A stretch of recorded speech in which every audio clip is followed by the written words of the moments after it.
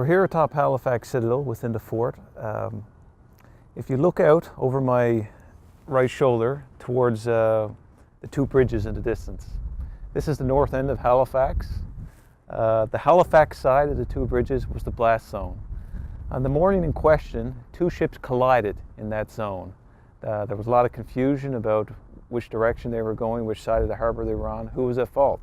Early in the morning, SS Mont Blanc, the French munition ship, came up from there along the Dartmouth side, close to shore.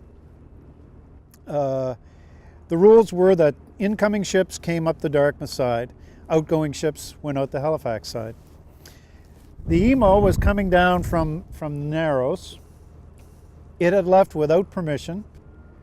At one point, Emo went in reverse. It blew 3 signals and went in reverse.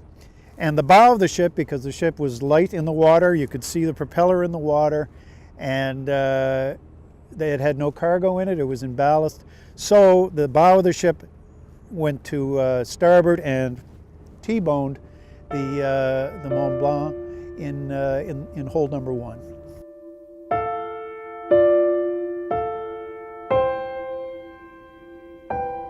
The SS Mont Blanc came in over here, just around that Halifax shipyard sign, at the bottom of Richmond Street.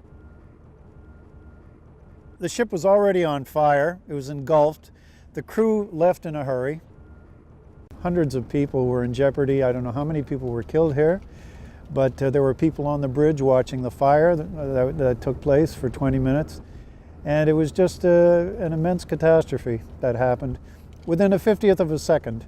It was very close to what could be called it was a chemical explosion, but because of the compactness of it in the ship and the cocktail of chemicals, nitroglycerin, picric acid, TNT, the explosion was just tremendous, and it just happened very, very quickly, just like very akin to a nuclear explosion. When we talk about the damage that was done, this is ground zero. I mean, this is where the explosion happened. Everything here was flattened.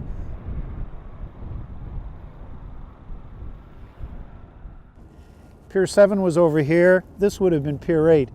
The Caracas, a ship called the Caracas, was right here, and another ship called the Cologne was right behind us. These ships were loading horses at the time.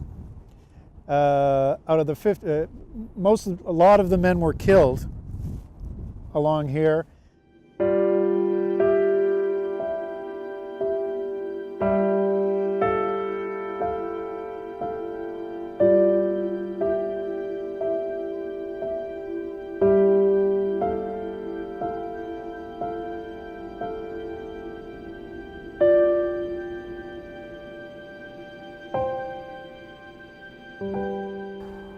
On the day of the explosion, the citadel itself, the hill, the bulk of the hill, acted like a shock absorber, protecting much of the city beyond it, what's now known as the south end, the western parts of the city, from suffering the brunt of the damage. In the immediate aftermath, it was chaos and devastation, as you can imagine. The downtown areas were hit particularly hard. Although the blast zone is a fair distance away, people were scrambling up Citadel Hill looking for refuge, looking for safety, looking for medical supplies, shelter, and so forth.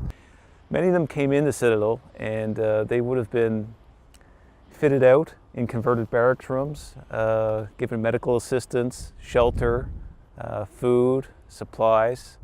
So some of the areas you see here directly behind me would have been a direct assistance to these people on the day of the explosion. To me, it symbolizes the two things. It symbolizes the devastation and the disaster and the utter sorrow, but yet it symbolizes the courage and the strength and how a community came together. You had a city of little communities that never associated with each other, never got along, never the rich and the poor and the black and the natives, and suddenly they were forced, as of December 6, 1917, to either get together or be gone.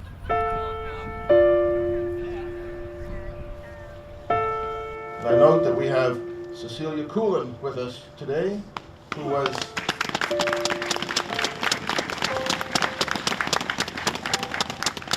Wonderful to see you. She was 10 days old when the explosion happened, and they found her under her crib.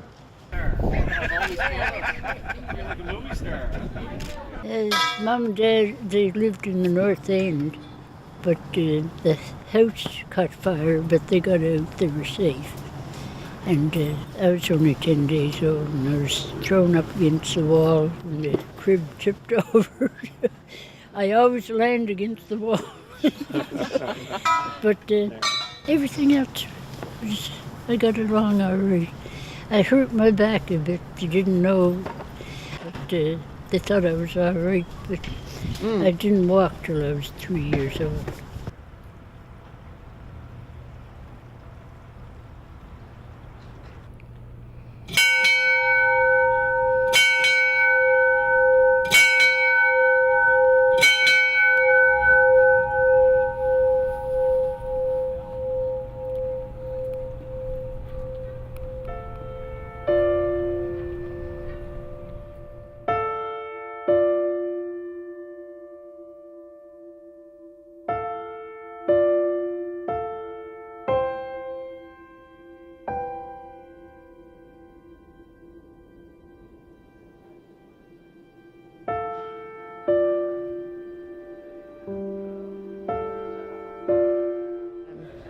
Behind me is Grace, and she's working on one of the sheets that have been are in the script from the Book of Remembrance, which is the list of victims during the Halifax explosion, which was just under 2,000 people recorded.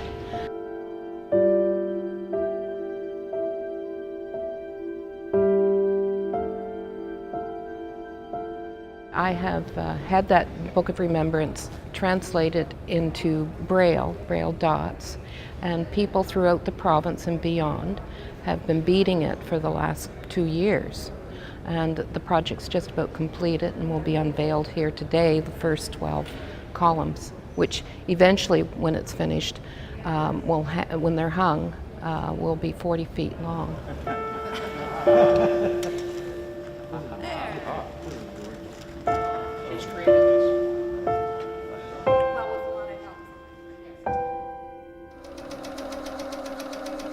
The work that I'm creating in my studio is in indigo blue, and the indigo blue represents the scars that people were left with after the blast.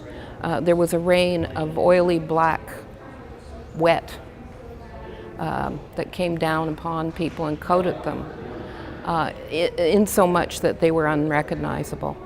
And when their scars were healing, they were indigo blue.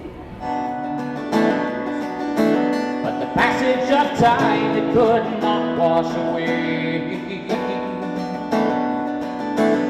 the stains on their skin from December's black rain. Can you imagine how it must have been that morning, December 1917, when down from the heavens destruction it came, covered the city in a cold black rain, covered